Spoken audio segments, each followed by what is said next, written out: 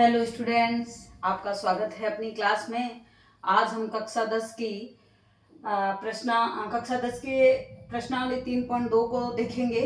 उसके अंदर आपके प्रश्न दे रखे हैं कि जो रैखिक समीकरण दे रखे हैं, आपको रैखिक समीकरण दिए हुए हैं और उन रैखिक समीकरणों को आपको प्रतिस्थापन विधि से उसको हल करना है। अब प्रतिस्थापन विधि को कैसे करते हैं, कैसे अप्लाई करते हैं, इसको देखेंगे आज हम। देखो, आपके पास में जो क्वेश्चन दे रखे हैं उसका मैंने सेकंड और फोर्थ लिखा है।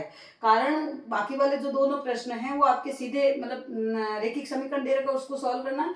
इसमें ये थोड़ा सा चेंज आ जाता है, फ्रैक्शन रूप में आ जाता है, तो मैंने इन दोनों प्रश्नों को लिया है। अब कैसे करना है, अब आप देखिए। ये जो अपने को समीकरण दे रखा है s minus T equal to 3, इसके अंदर आपको क्या करना है, s या t जो दो वेरिएबल है, ये दोनों जो चर है, उसमें से एक चर को आपको एक साइड रखना है, दूसरे चर को दूसरी तरफ भेज देना है। जैसे s को हमने इधर रखा तो 3 + t ये हो गया, तो इसको दे दीजिए। ये समीकरण नंबर 1 है, ये हो जाता है आपके समीकरण नंबर 2। ठीक है, पहले समीकरण से ही हमने दूसरा समीकरण बनाया। अब आपके पास में दूसरा समीकरण है ये जो प्रश्न में अपने को दे रखा है s/3 t/2 बराबर में 6। पहले तो आपको क्या करना है, इसको रैखिक समीकरण बनाना है।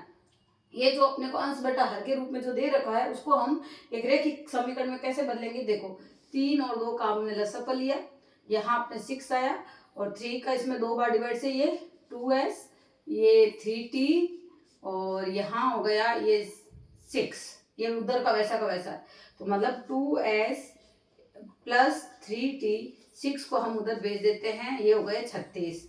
अब 2s, यहाँ से हमने s की वैल्यू निकाल रखी है, तो यहाँ आप सीधा या तो s की जगह सीधा वैल्यू रख देते हैं अपन, इसको दे देते हैं समीकरण नंबर 3। ठीक है, अब आपको क्या लिखना है, समीकरण 2 से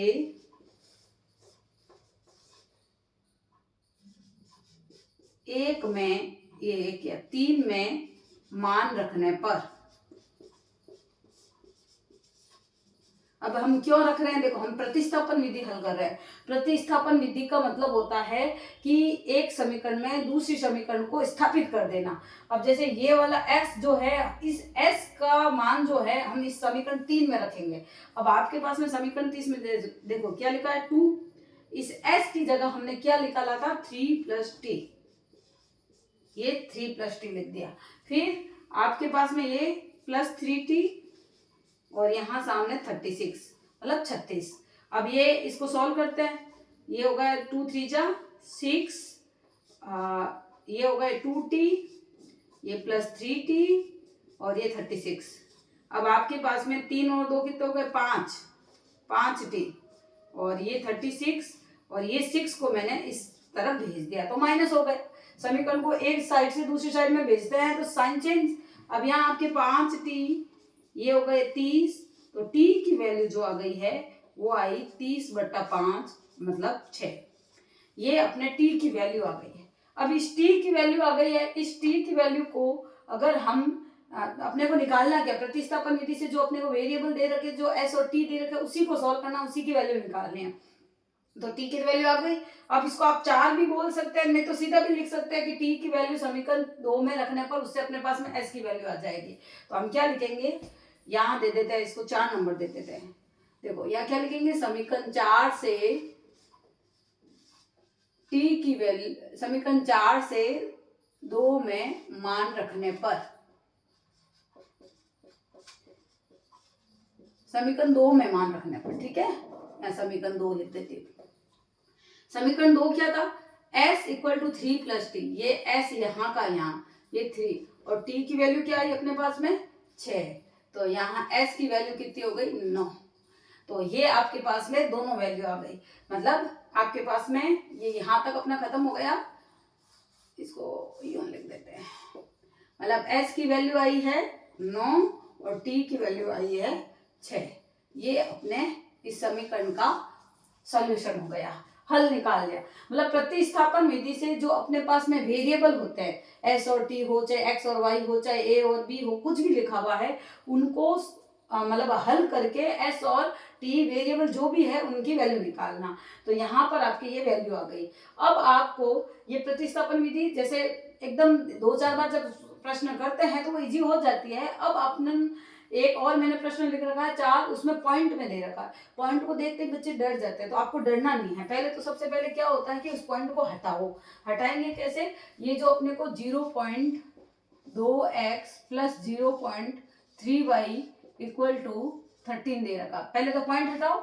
यहाँ आ गया 10, यहाँ पे भी पॉइंट हटाया, यहाँ आ गया 10, यहाँ पे भी आपके, एक मिनट में प्रश्न देख लेती हूँ, उसके अंदर 13 है या 1.3 है? एक मेरे हिसाब से 1.3 होना चाहिए। ओके स्टूडेंट्स, यहाँ पर 1.3 है, तो ये 1 पॉइंट हटाया, यहाँ पर आपकी 10 है। ठीक है, पॉइंट हटाया, 10 लगा दिया। अब ये 10 अपन यूं जैसे हटाते कैसे हैं, तो इनका जैसे एलसीएम लेके 2x 3y, ये 10 और इधर 13/10, 10 से 10 कट गया। समीकरण क्या बना आपका? 2x 3y और ये 13। यहाँ से आप क्या कर सकते हैं, x या y दोनों में से किसी की भी एक की वैल्यू निकाल सकते हैं। जैसे मैंने क्या लिखा, 2x इधर लिख दिया और 13 माइनस 3y कर दिया, तो यहाँ x की वैल्यू क्या आई? 13 माइनस 3y, और यहाँ पे ये दो जो इसके नीचे आ गए, इसको अपन समीकरण नंबर 1 दे देते हैं। ठीक है, इसी तरीके से दूसरा वाला 0.4x plus 0.5y equal to 2.3। Point हटाइए, इसका भी पॉइंट हटाया, इसका भी पॉइंट हटाया, इसका भी पॉइंट हटाया।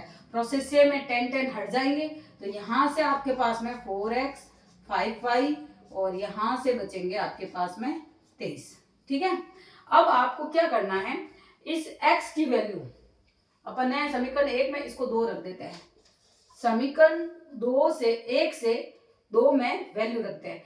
तो अभी वैल्यू कैसे रखेंगे, देखो आपको क्या करना है, लिखना पड़ेगा समीकरण 2 में समीकरण 1 से x का मान रखने पर, या सीधा लिख सकते हैं आप समीकरण 1 से 2 में मान रखने पर, ऐसे भी लिख सकते हैं। देखो अब क्या हुआ, ये 4 का 4, इस x की जगह आपको लिखना है 13 माइनस 3y, और ये नीचे कितने हैं 2 बट्टे में, और यहाँ अपने पास में 5y है ही है, और ये हो गए आपके पास में 23। इस 2 को आप इससे भी काट सकते हैं, काट दिया। अब आपके पास में क्या बचा है, ये 2 यहाँ देखो, 2 और 13 दोनों का मल्टीप्लाई कितना हो गया, यहाँ हो गया आपके 26, 2 और 3 6y, और यहाँ पर प्लस 5y इक्वल टू 23। अब देखो आपको करना क्या है, थोड़ी जगह कम है उसके हिसाब से देखो, आपके पास में माइनस का 6y और प्लस का 5y है, तो माइनस का 6y में से 5y गया मतलब माइनस y, और ये जो 26 है, ये 26 इधर और ये 23, माइनस का y, 26 को हम उधर भेज देते, माइनस का 26 और ये प्लस का 23, माइनस y, और यहाँ हो गया माइनस का 3, ये माइनस माइनस कट गए, y आ गया 3। तो अब आपके पास में y की वैल्यू आ गई है। इस y की वैल्यू को हम अगर इसमें रखेंगे समीकरण 1 में, तो अपने पास में x की वैल्यू आ जाएगी, मतलब अपने को निकालना x और y की वैल्यू ही है। ये प्रतिस्थापन का मतलब ही यही होता है कि एक की वैल्यू दूसरे में स्थापित कर दीजिए। तो अभी यहाँ पर आपके पास में y की वैल्यू आ गई, तो आपको लिखना क्या है, इसको 4 दे सकते हैं, अपने पास में कितना है 2 आए, ये 3 दे देते हैं। चलो समीकरण नंबर 3, समीकरण 3 से समीकरण 1 में मान रखने पर, देखो समीकरण 1 क्या है, x इक्वल टू 13 और 3y, मतलब 3y की वैल्यू कितनी आई 3, यहां पर आपको लिखना है 2, तो कितने हो गए 13 और 3 3 जा 9, ये 2, 13 में से 9 गए 4, 4/2, मतलब y की x की वैल्यू आई 2। आपके पास में x की वैल्यू 2 और y की वैल्यू 3। इस तरीके से ये समीकरण सॉल्व करने हैं। तो जाहिर है समझ में आया होगा आपको। प्रतिस्थापन विधि का मतलब ही यही है कि एक की वैल्यू दूसरे के, मतलब एक का मान दूसरे में स्थापित करना, और उस विधि से अपने को जो वेरिएबल x और y ABCD जो भी दे रखा है उनकी वैल्यू निकालना। तो ये दोनों जो थोड़े मतलब हार्ड जैसे दिख रहे थे, पॉइंट में थे, तो मैंने उनको पहले लिया, और इन दोनों को अगर आप कर लेते हो तो उसके सामने जो पहला दूसरा प्रश्न आपको दे रखा है वो मतलब इजीली हो जाएगा। ठीक है, तो अभी इसको अगर आपको उतारना है, स्क्रीनशॉट लेना है तो आप स्क्रीनशॉट लीजिए, उसके आगे वाले प्रश्न हम करते हैं। अभी प्रश्नावली 3.2 कर रहे थे, जिसके अंदर हमने पहले 2 प्रश्न किए। अब ये एक तीसरा प्रश्न ये और है जिसके अंदर वर्गमूल के रूप में अपने को प्रश्न दे रखा है। तो इसको देख के डरना नहीं है, इसको भी बाकी वाले प्रश्नों की तरह ही सॉल्व करना है। कैसे करेंगे, जैसे देखो आपको √2x और 3y दे रखा है ना, तो √2x √3y या 0, तो आपको क्या करना है, इस √3y को हम इधर ले लेते हैं, ले लिया। अब आपको क्या करना है, इस x की वैल्यू निकालने, तो √2 को उधर भेज देते हैं, x इक्वल - माइनस का √3 और √2 और ये y। आप इसको यूं भी लिख सकते हो, मतलब दोनों को एक साथ भी ऐसे लिख सकते हैं, वैसे ये ठीक है। ठीक है, तो ये आ गया आपके, जैसे इसको समीकरण नंबर मैं 1 दे देती हूँ। अब समीकरण नंबर 2 लिखते हैं। ठीक है, आपको प्रश्न में दे रखा है वर्गमूल 3x वर्गमूल 8y इक्वल टू 0। अब वर्गमूल 3x को इधर ही, हाँ अपने को क्या करना पड़ेगा, x की वैल्यू हमने यहाँ निकाली है तो अपने को यूं लिखना पड़ेगा, √3x इक्वल टू √8y। तो यहाँ y की वैल्यू रखनी पड़ेगी √3, और चलो ठीक है अपन ऐसे नहीं करते हैं, ये समीकरण नंबर 2 दे देते हैं, इसको ऐसे नहीं करते हैं, सीधा सॉल्व करते हैं। देखो क्या करना आपको, यहाँ पर आपको समीकरण 1 से समीकरण 2 में मान रख दो, यहीं पे x का, समीकरण 1 से 2 में मान रखने पर कैसे रखेंगे, समीकरण ये देखो √3x तो यहाँ है, माइनस ये √8 है और x का मान रखना है, ओके, √3 है और x की जगह लिखना है √3 बटा √2, और ये x की जगह क्या आ जाएगा यहाँ पे y, और ये माइनस का √8y इक्वल टू 0। अब देखो √3 का मल्टीप्लाई क्या हो जाएगा, दोनों मतलब अंडर रूट में मल्टीप्लाई होता है तो वो अंडर रूट हट जाता है, √2 मल्टीप्लाई हुआ तो 2 बन जाएगा, √3 मल्टीप्लाई हुआ तो 3 बन जाएगा। तो यहाँ पे भी यही हुआ, 3 बटा √2y माइनस √8y। अब इसमें से क्या करो, अब y ले लो कॉमन, तो यहाँ बचा आपके पास में 3 बटा √2 माइनस √8 इक्वल टू 0। अब देखो ये y आ गया मल्टीप्लाई में, इसको सॉल्व करके चाहे उधर भेजो चाहे ऐसे करो, ये पूरा का पूरा 0 के इस साइड आ जाएगा, 0 के इस साइड आएगा तो ये मतलब बट्टा में चला जाएगा, और बट्टे में चला जाएगा मतलब क्या हो जाएगा, 0 में किसी भी संख्या का डिवाइड लगाओ वो 0 हो जाएगा। कहने का मतलब है जैसे y इक्वल टू मैं यहाँ लिखती हूँ 0, अब ये नीचे चला गया है आपके 3 बटा √2 माइनस √8, मतलब 0 में किसी का भी डिवाइड लगा तो क्या हो गया, y की वैल्यू आ गई आपके पास में 0। अब ये की ये वैल्यू अपन x में रख देते हैं, इसका नंबर दे देते हैं समीकरण नंबर 3। समीकरण 3 से 1 में मान रखने पर,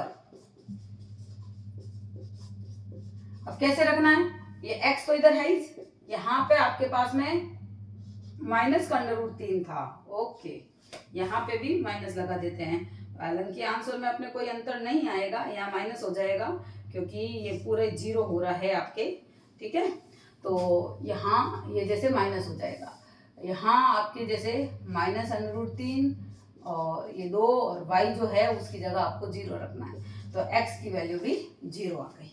ठीक है, तो इस तरीके से आपको ये प्रश्न सॉल्व करना है, बहुत ही इजी तरीका है, और बहुत ही मतलब वैल्यू भी जो आपके मान जो निकलते हैं वो अगर आपको लगे कि हमारा आंसर सही है या नहीं है, तो आप वापस से x और y की वैल्यू अपने समीकरणों में रख के चेक कर लीजिए, उसको जांच कर लीजिए कि हमारा आंसर सही आ रहा, मतलब दोनों पक्ष, इधर x और y की वैल्यू अगर देखो यहाँ 0 रखती हूँ, यहाँ पे भी 0 रखती हूँ तो पूरा 0 होगा, सामने वाला पक्ष भी 0 आ रहा है, मतलब हमारा आंसर सही चल रहा है। इस तरीके से आप इन प्रश्नों को सॉल्व कर सकते हैं। अगर आपको इसमें कोई दिक्कत हो, कुछ समझ में नहीं आए, तो आप अपना आंसर मुझे कमेंट में लिख के भेजिए, मैं उसको सॉल्व करने की कोशिश करूंगी।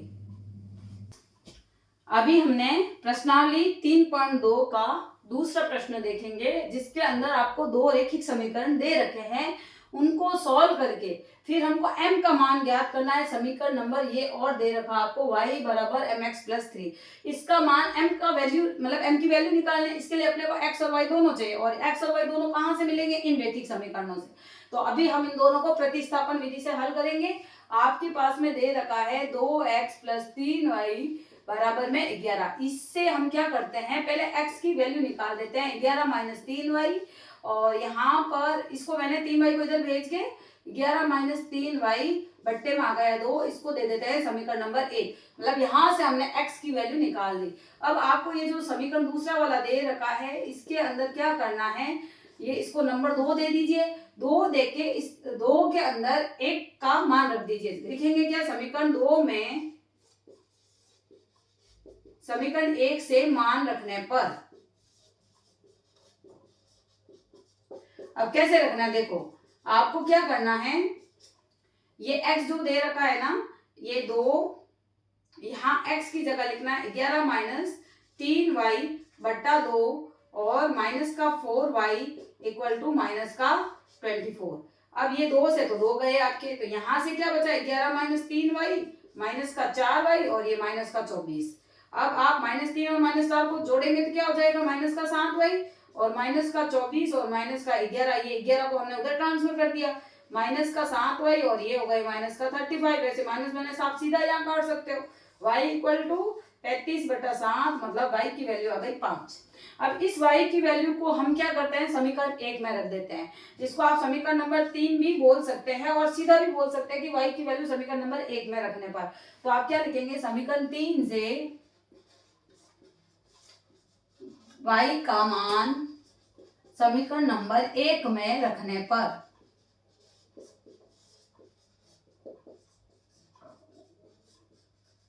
कैसे रखेंगे, देखो ये x है, x 11 माइनस 3, y की जगह आपको क्या रखना है 5 और बट्टे में ये 2।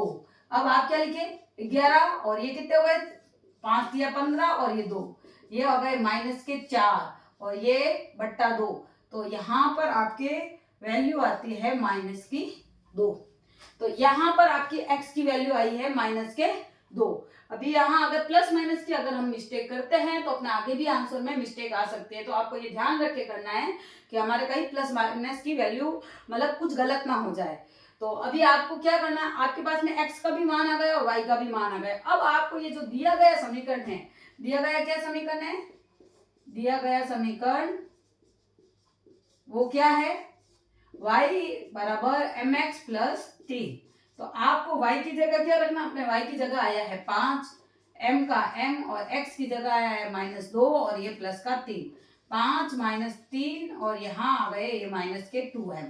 कितने हो गए यहाँ पे, 5 माइनस 3 मतलब 2 और ये माइनस के 2m। तो m की वैल्यू क्या होगी आपके पास में, 2 बटा माइनस का 2, काट दीजिए आप, माइनस का 1।